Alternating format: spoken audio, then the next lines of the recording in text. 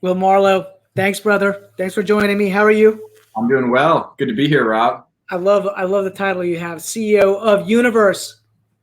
You had to make fun of my CEO of the CAZA group, huh? Yeah, yeah, I had to one up you a little. I love it.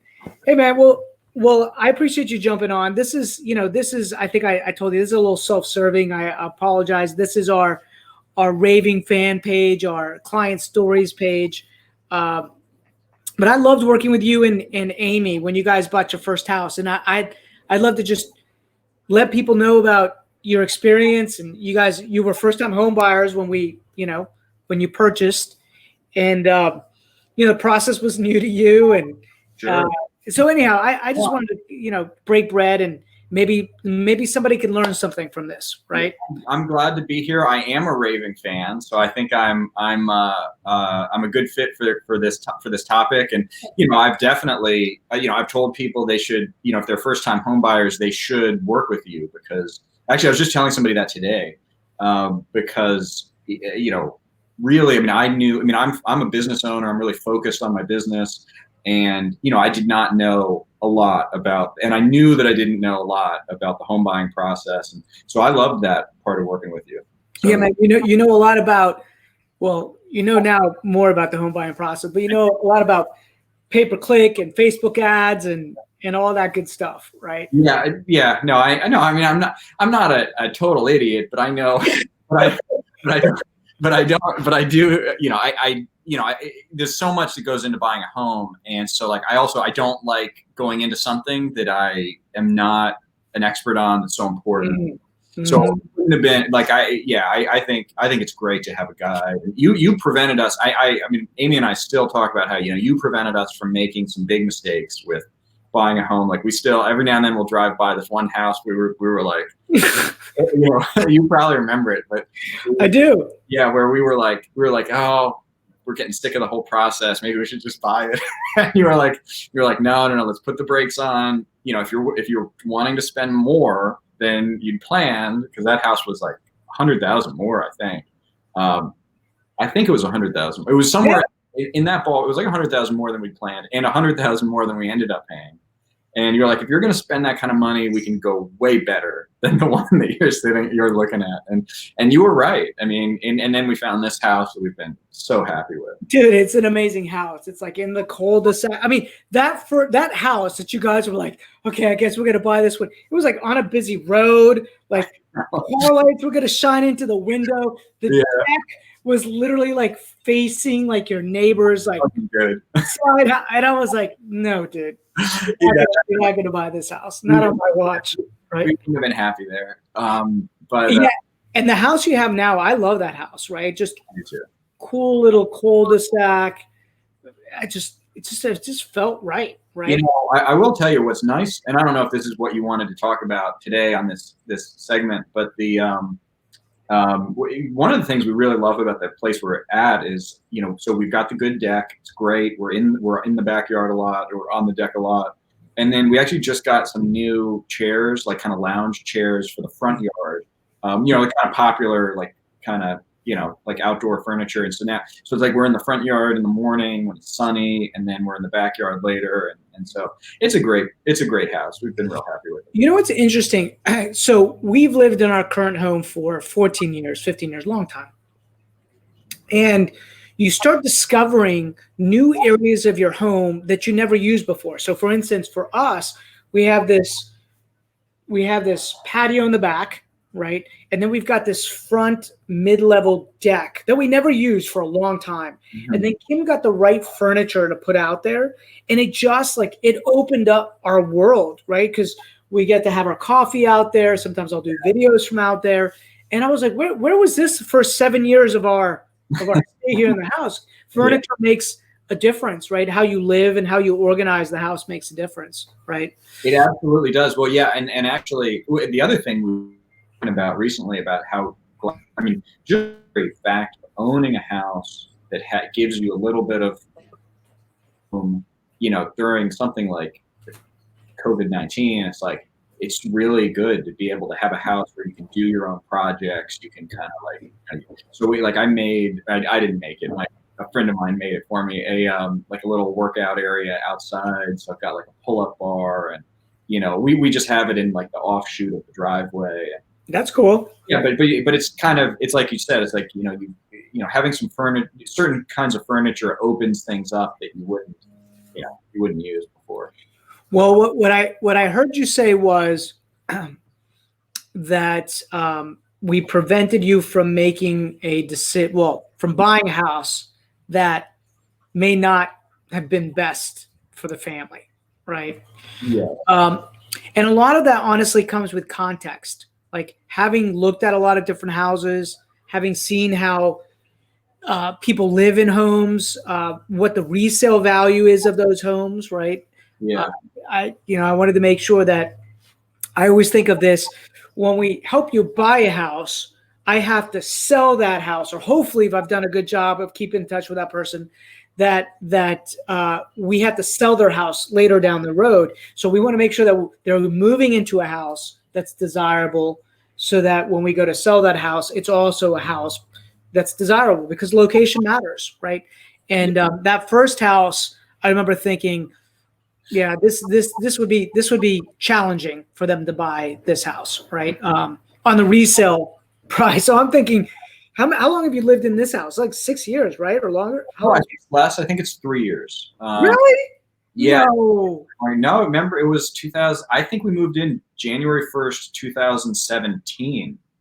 Well, maybe that's right. Because part of it, the reason why I say it's that long is that, I run the business. I'm not actively in production, and I believe I might have come out of retirement. You did. To work with you and Amy on this one, right? And I enjoy doing that. You gotta stay sharp. You gotta, one of the things that I've been doing this year is making sure that I'm in more conversations, more appointments with clients, more, because the environment changes. You have to ensure that you're always in there, understanding what's happening, especially with what's going on right now. So it's interesting times for sure.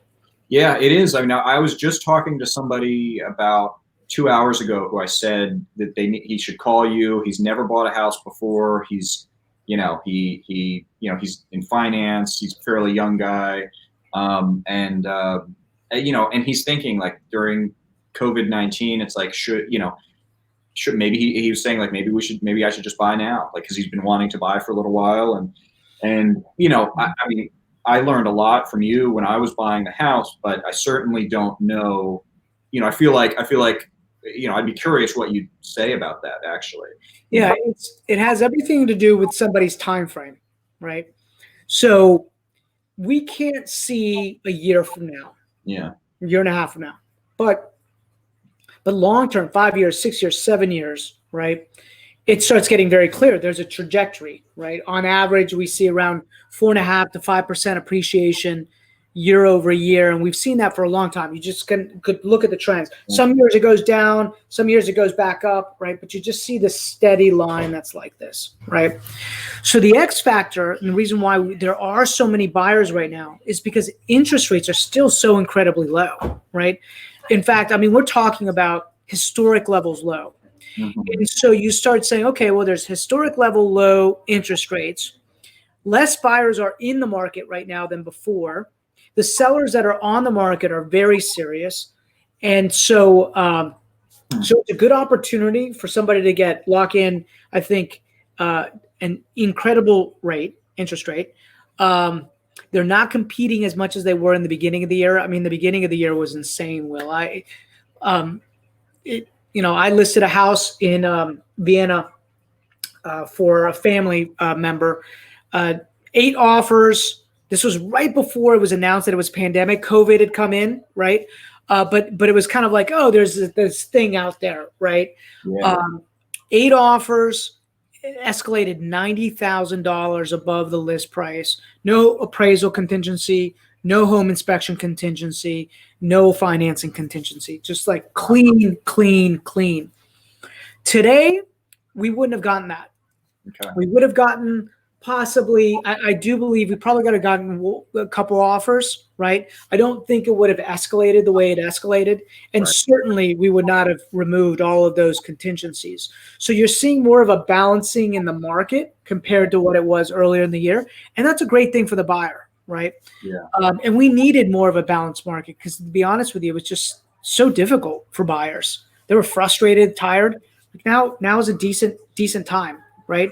Do I think that there might be opportunity in the next 7, 8, 9 months, more opportunity than today? Yes. Although the real estate market has been moving forward, it's such a healthy clip still during all of this, the last couple months, that I'm maybe not. Yeah. Maybe now is the right time. I don't know.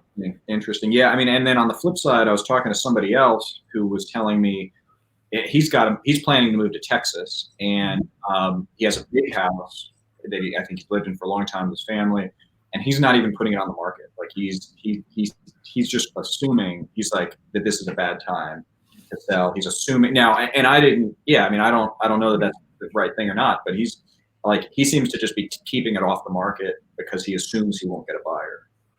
Yeah, that's far from the truth. Who it is that right now, it's crazy. I would not have thought that we would have had as many buyers as we have right now. Yeah. They are still, during the last 2 months, just to give you perspective, let's look at production numbers. I would have thought that we would have gone down 50% easily in terms of production numbers. We are on pace with what we did last year. Wow. Mind blown, right? Like I'm actually, well, I feel blessed, number one. Two, it's not just us. This is across, I'm hearing this from other people. There's been a pent up demand. And so buyers want to buy right now. So before, let's just say, here's the math. So before, let's say there was 8 buyers for your house. Today, there might be 3 or 4 buyers for your house, but there's also less inventory because there's a lot of people like your friend who's thinking, well, now's not a great time to sell. Well, what's happened is that the inventory levels have come down, so the demand has stayed the same, right? So your friend could actually capitalize on the fact that there is still no inventory. The area to be concerned about is when you start seeing inventory levels rise, which is what I potentially could happen, let's say a year from now, as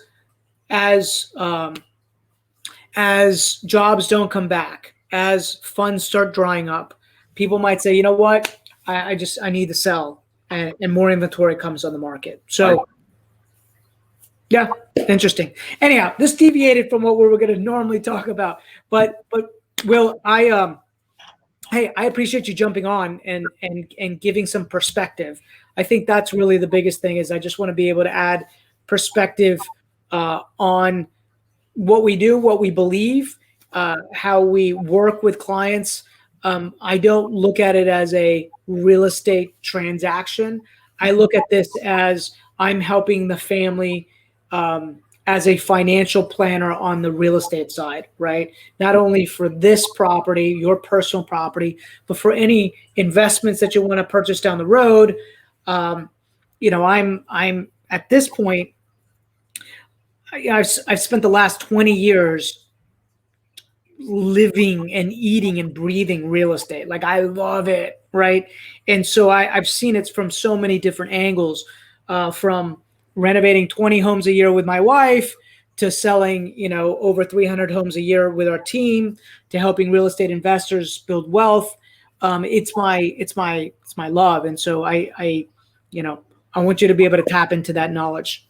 Well, so you're always the first call I make when I have a question about real estate, and I bring you up periodically, whenever it comes up, especially for somebody who's not bought a house before, I push them to go to the CAZA group, because it really does make a huge difference to kind of believe, to really know that you're that you're going to be educated along the way, and because then it's like, I've talked to some other people who, as they bought a house and for the first time, and like they all, I don't know if you've seen this, but they all seem to go through like what I went through, which is like they get kind of frustrated by the process, like or they get kind of like burned out, and so they're like, let's just get this over with after a certain point, and then it's like they might make a bad decision. So like I'm like, we totally just remember how like at least once, probably more than once along the way, it was like we were getting ready to make a bad decision, and you're like, nope, let's steer you towards the right thing. Yeah, man, it makes a big difference. Okay, well, I'll let you get back to being the CEO of the universe, and thanks for joining me, brother. You take care. I'll talk to you soon. Great talking.